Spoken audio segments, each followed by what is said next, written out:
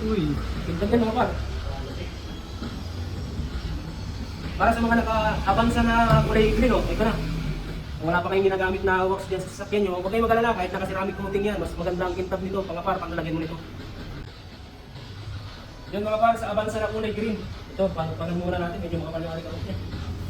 Para hindi wala yung gas-gas. Kasi kung pinaplay natin siya ng may gas-gas o may alikabok, baka gumasgas siya. Galing muna natin. Yan, sa mga hindi pa po nakakakilala sa Hydro Gloss Wax, ito po, panoorin niyo po mabuti kung paano po ang ginagawa at kung paano po napapakita ng Hydro Gloss Wax ang kaha ng ating mga sasakyan.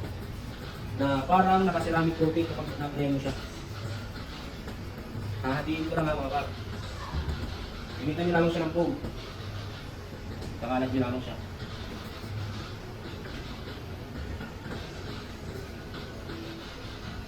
Yan, kapag ka na-spray mo na, gamitan mo siya ng sponge para i-vacuum siya or para ikalat yung ating Hydro Gloss Wax. Nang sa ganun mga par ay ma-absorb ng ating kaha yung wax na ating in-apply.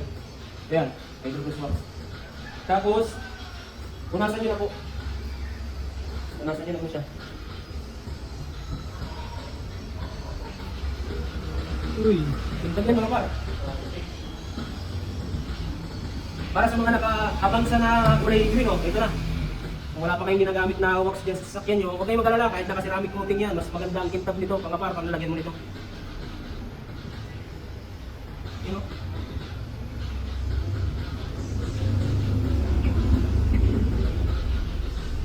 Diba? Ang mga kintab.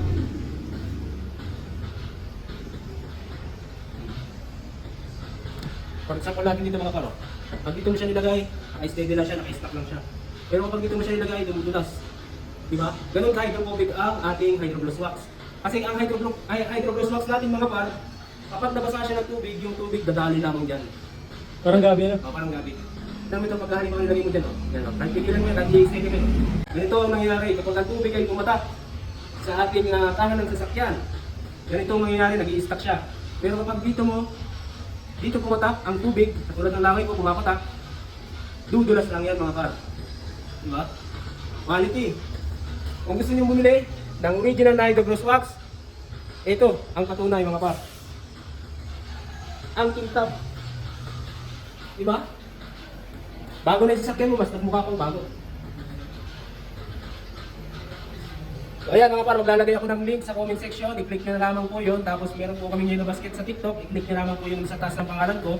At mga par, ito, gold seal, patunay na original at QR code. Yun lang, approve.